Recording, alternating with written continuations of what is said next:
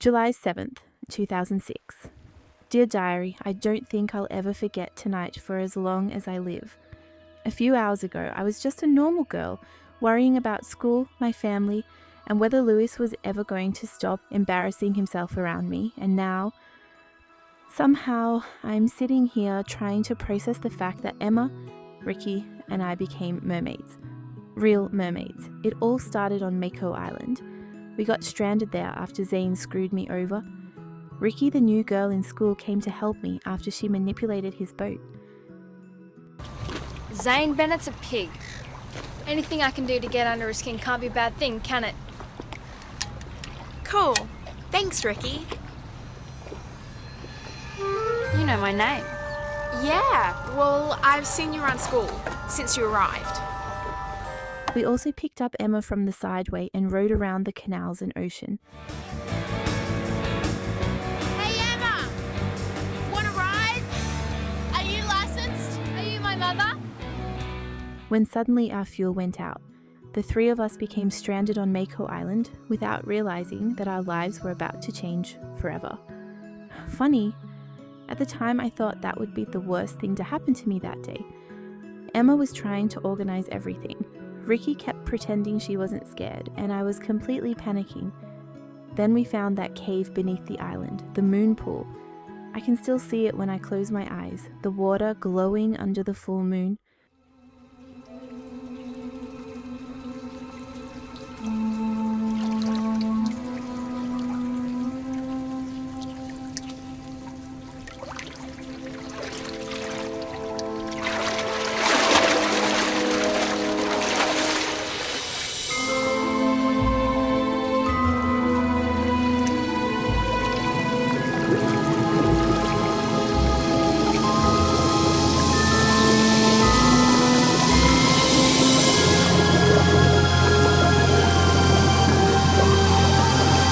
Wow. Spooky. Okay, now concentrate. Take a deep breath.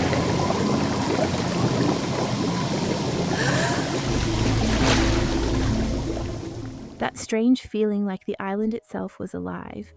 And after we fell into the water, everything changed. The next morning, every single thing became dangerous.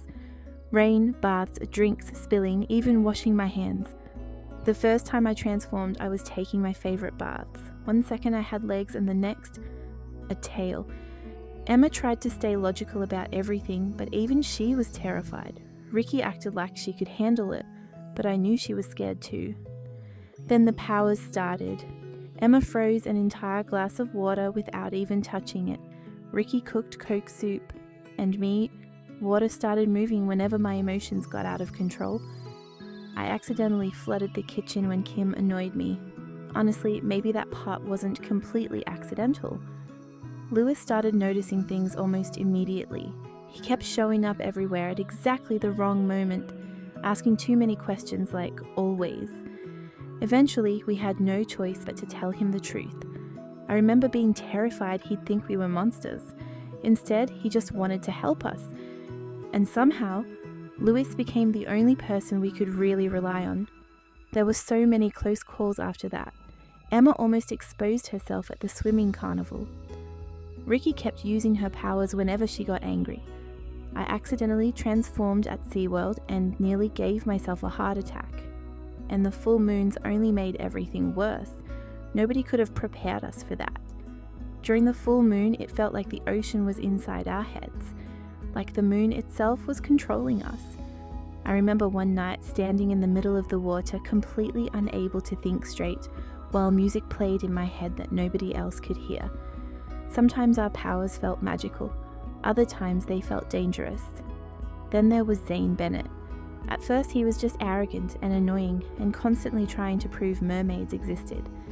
Every time he got close to discovering us, it nearly destroyed everything. But somehow Rikki changed him, or maybe he changed because of her. Watching those two fall for each other was probably the most confusing thing any of us had ever witnessed. Even stranger than the tales. And then there was Miss Chatham. The first time she looked at us, I knew she understood. She told us we weren't the first mermaids. that there had been others before us. I was 15.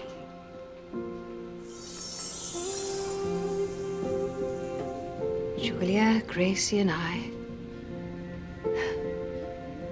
we were just like you.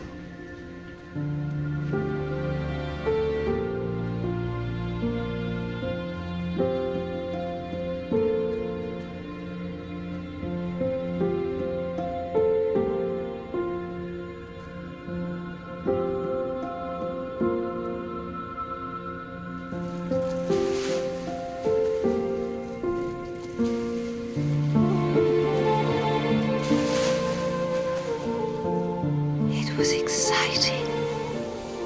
Unbelievable. Suddenly, this didn't feel like some random accident anymore.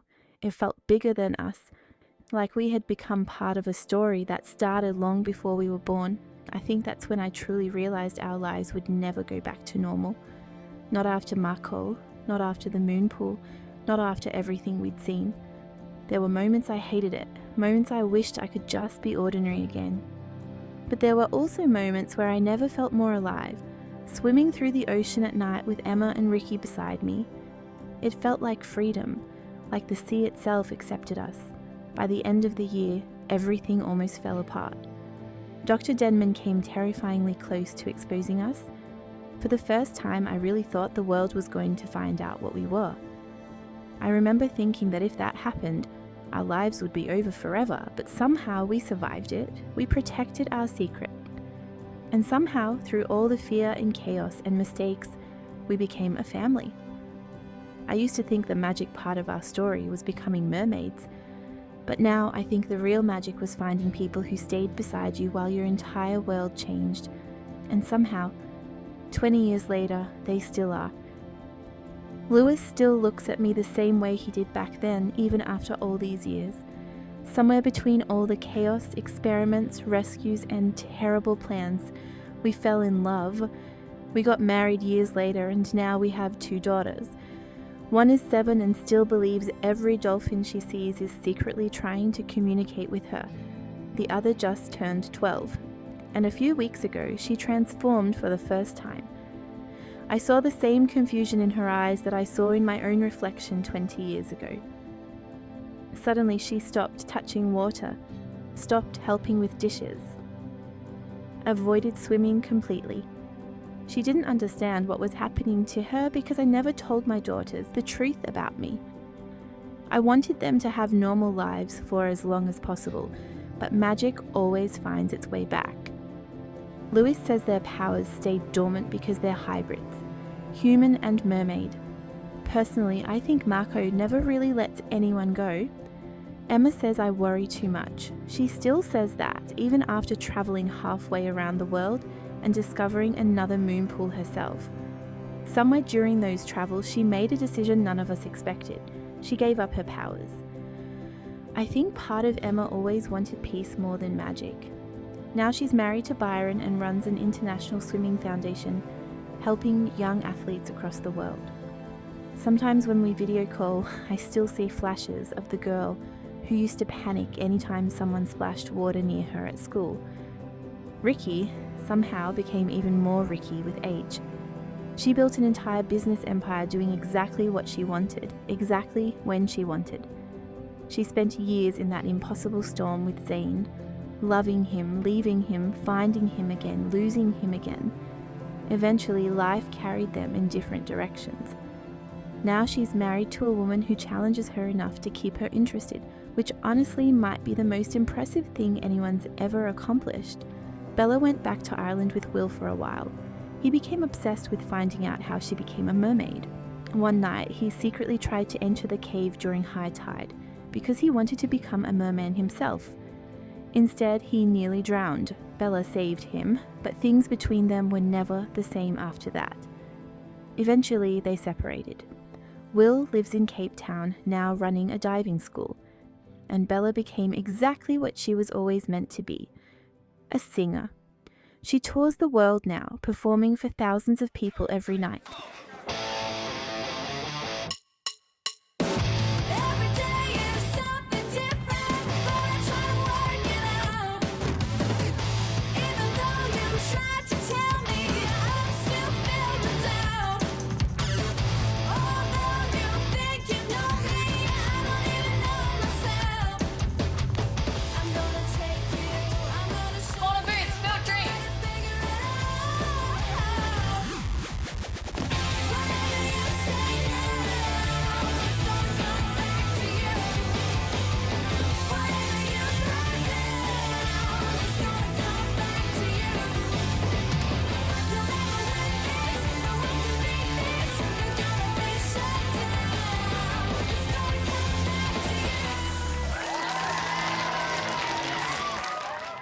Kim somehow turned being annoying into a successful career and lives in Florida as an influencer now, which honestly feels completely believable if you knew her as a teenager. And now, after 20 years, we're all coming home again.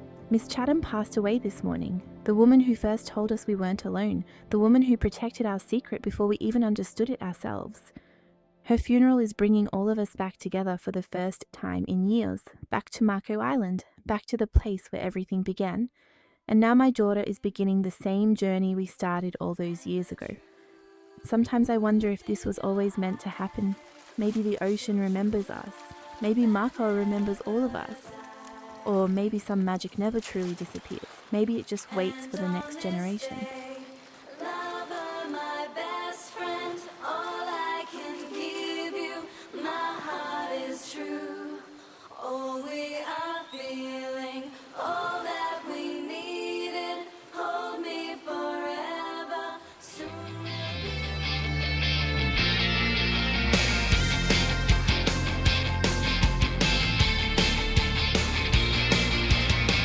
I've got a special power that I'm not afraid to use. Every waking hour, I discover something new.